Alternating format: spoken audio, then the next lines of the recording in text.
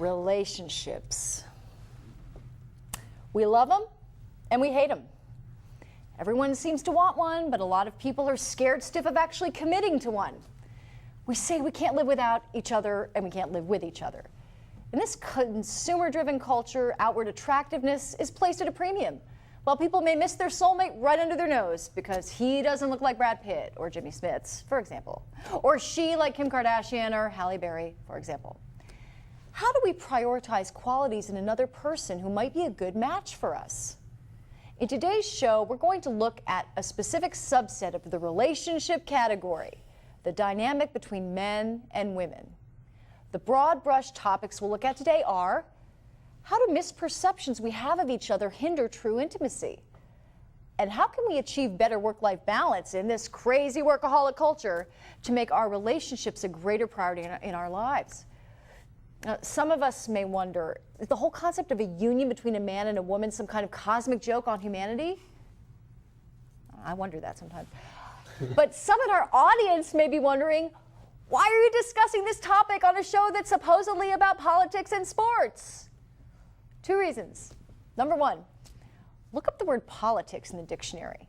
One of the main entries is domestic affairs. Hello.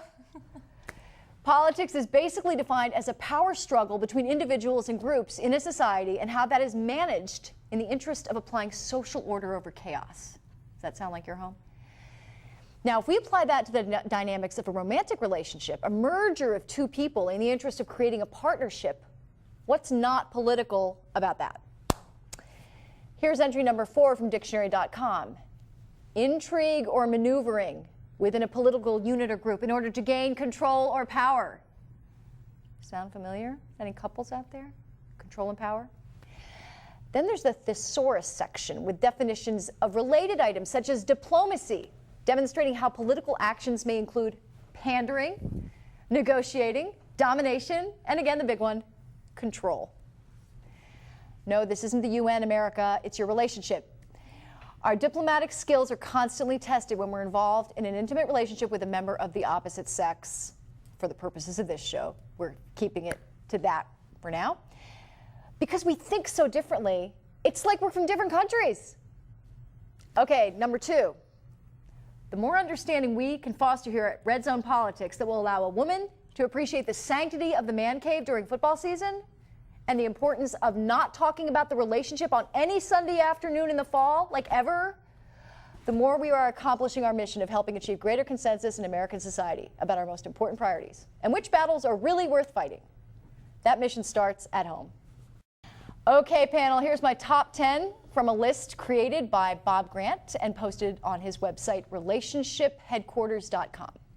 His 50 universal truths about men offers insights for women from a male perspective. I'd like your thoughts on whether this type of list can actually help us in our relationships. Here's number 1. Why should I remind you that I love you? I already told you once.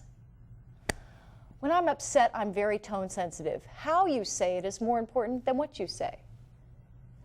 Please don't ask me how you look unless you're willing to trust my answer. Now, trust is kind of an issue, so we got to look at that one. I'm scared if I let a woman inside my heart, she'll take advantage of me. And I'm wondering in what way, you know what I'm saying? Well, you probably are too. I don't read minds. Remember, I'm not a woman. Yeah, we know. We know, right? We know they're not women. I don't like to argue and I don't like to guess what's wrong. Just tell me so I can fix it. Right, Patrick? Is that right?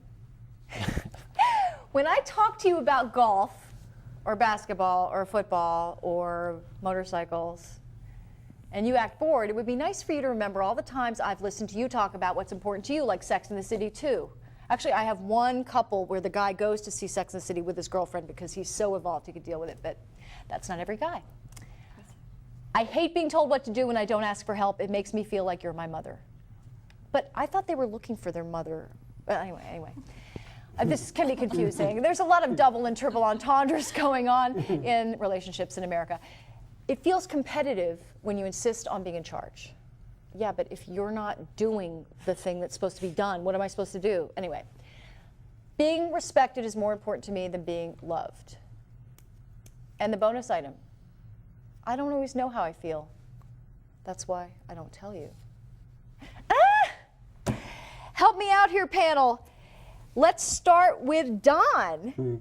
Are any of these universal truths that you can identify as truthful for you? This is so rich. This list of questions is so rich. I'm chafing at the bit. Are any of these universal truths? I would have to say no. And the reason why I say that is they're almost kitschy, some of the questions. The reality is that we as human beings over eons are hardwired to be in relationship with each other. There's a piece of us that needs to know that we're here, and the only way that we know that we're here is if we have an experience of being seen and heard. So when we get into an intimate relationship, and it doesn't have to necessarily be a romantic relationship, just an intimate relationship, if I talk to you and you're glazed over because you're watching a game or doing whatever you're doing, and I leave not feeling heard, I'm going to act out, and I'm going to start playing a number on you to manipulate you so that you're going to pay attention to me so that need can be met. We can just start with that. Well, that's, no, because I think this list, well, to me, this list actually makes sense. So I'm going to disagree with Don, but you're a little more of an expert than me. But just me as a regular old American female interacting with the male species, especially football fans, because I have a ton in my family and I'm one myself. Actually, a lot of these items kind of speak to me. I recognize those instances. Nicole. Well, I tend to agree more with Don because they're not universal truths because we're all individuals. And what I did when you sent me this list was I sent it out to about 15 of my male friends who come from all different walks of life, different races, different backgrounds. And what I found was that their answers in terms of agreement or disagreement with the statements were all over the place. Mm-hmm. There were some men who agreed with predominantly everything on the list, and there's some men who disagreed with them, and some men who even got irritated and said, this is ridiculous. I mean, I think there's a little bit of, I could be wrong, and I'll ask Bob Grant himself who wrote the list, but I think that there's a little bit of humor in the list. Oh, I'm not saying there's not humor in the list, but in terms of helping women understand men and vice versa, I don't think lists like this really do that much unless they're the jumping off point for a dialogue. Mm-hmm. And with the man you're in a relationship with. Mm-hmm. What do you think about this? Yeah, especially while he's watching football. Come and put this list of 50 things in front of him and ask him what he thinks. No, Patrick. No? Patrick, what do you think of the list? I think guys would get really bored really fast looking at these 10 things. You know, But if you're not trying to for talk you. to guys about them, okay, they're But for the woman, if but as the far as woman- getting a perspective, getting Yeah. answers for the woman, Yeah. it got, you know, guys in general, you know, there's a limit. You know, talk is talk. Do you really Got want us to have the answers? You guys don't really want us to know what's going on in your head, do you? That's a total generalization. I know. Yeah. I'm generalizing to make a point. Let me ask. I mean, you know, if you guys don't want to talk to us about what's going on with you, then, you know, we're just going to have to be in the dark, and that drives women crazy. I mean, Yes, it does. Yeah. Well, Go ahead. I would offer that statement that do you guys want us to really know what's going on with you is kind of the start of the problem, because there are those that do and there are those that don't. Mm-hmm. Okay, and those men that are comfortable in their own skin, and there are not a lot of us, but men that are comfortable in their own skin. And I made a comment earlier in the sports segment about professional athletes exercising their empathy, which is a capacity to connect with somebody else. It's a capacity to be vulnerable. It's a capacity to be open and be comfortable doing that. So for men that are comfortable in their own skin, for sure they want their partner to know what's going on with them because it's a place of connectedness. and that's exactly why I made the generalization, was to strike a nerve so we could get some kind of feedback. You know, I actually have an agenda here. Go ahead, Kelly. All right. I would probably agree that not all of these are universal truths, but that each one of them probably has some value if we're going to have to generalize the male species as a whole. And I think the only reason it's funny in some ways is because sometimes it's true and we see some value in that. And a lot of them, you know, why should I remind you that I love you? I already told you once. Well, maybe it's not I love you, but maybe it's something else. Oh, I've told you that once before. I don't need to say it again. You'll just Or remember. show it. Or show it. Well, I mean, that kind of depends on the man. But I think a lot of these, women are inherently more attuned to emotions and tend to be more empathetic. I don't read minds. Remember, I'm not a woman. Well, we've been nurtured to be that way since we were born. So obviously that's going to be a little bit more heightened that. And Well, actually, I want to speak to that, to the men on the panel. Have you found that your perspective on yourselves that way and your comfort with, communicating, for instance, has evolved, since you were, let's say, in your 20s? What about you, Patrick? I mean, how have you evolved as a man to sort of be more willing to be known by the person you're involved with? I mean, was that ever an issue for you? Yeah, and as I get older, I pay more attention, but because I think I want more out of things, and it's more about what we were alluding to earlier. It's about the partnership, and it's not when I take the emphasis off what I'm bringing to the table instead of what my partner's bringing to the table, things seem to go better. And being realistic. Very good. Because we all have that secret agenda. I think Okay. maybe it's not a secret, but we all have specific things that we look for. Okay. Don, just to complete the man cycle here, what about you on that? How have you evolved in your own thinking as a guy as far as being? Well, I'm a little bit older than Patrick, and it started for me when gender roles began to shift in the 60s. And it was very clear from my parents' generation what the man's role was and what the woman's role was. For the last 50 years, there's been a lot of shifting and ambiguity about that. So I happen to cry easily. I don't look like a guy who cries easily. Yes, you do. But for It's all in the eyes of the beholder. But for a long time, I felt very uncomfortable emoting in public because the looks that I would get. Today, I really don't care because I'm old enough that I'm comfortable with that. So I think there's a lot of confusion in general about what's the right way to be a man, what's the right way to be a woman, because we're still trying to sort our gender roles out. I gotcha. Can I yeah, weigh in on Nicole, that? please. Because I grew up in a household with a dad who was very sensitive and would cry if he started reading a touching Hallmark card, and a mom who would say, "Oh, please," and it was the tougher one.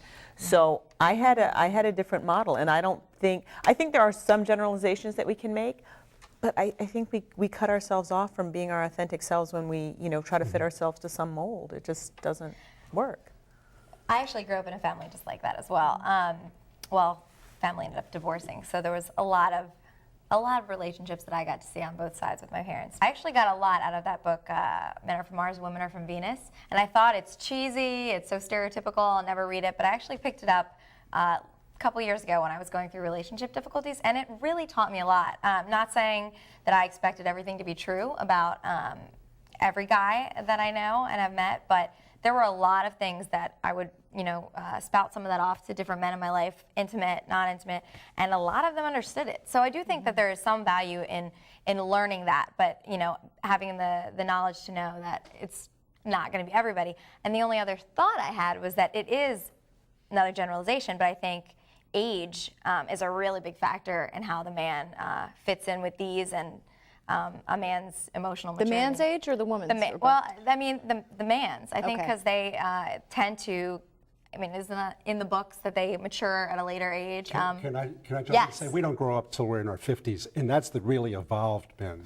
You heard it Right. first, second, and last. Well, I've got another opinion. I was talking on. to a friend of mine last night, and he brought up this idea of timing. And timing is age too. And he's a former ACC basketball player. He's about 28, and both of us were in the same kind of spot.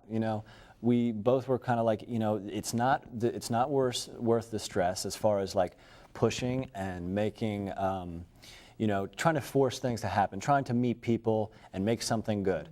Things just sort of do happen, and it's more spontaneous. And timing but really is. timing is, things go on. Men do learn as, we do learn our lessons, and sometimes it's the hard way, and it's just, men are from Mars, women are from Venus. And we have plenty of lessons to learn too as women. When we mention timing, we're talking about where people are at in their lives, but it's also whether a particular person wants to be in the kind of relationship that you want to be in at any given time, depending on what they've been through.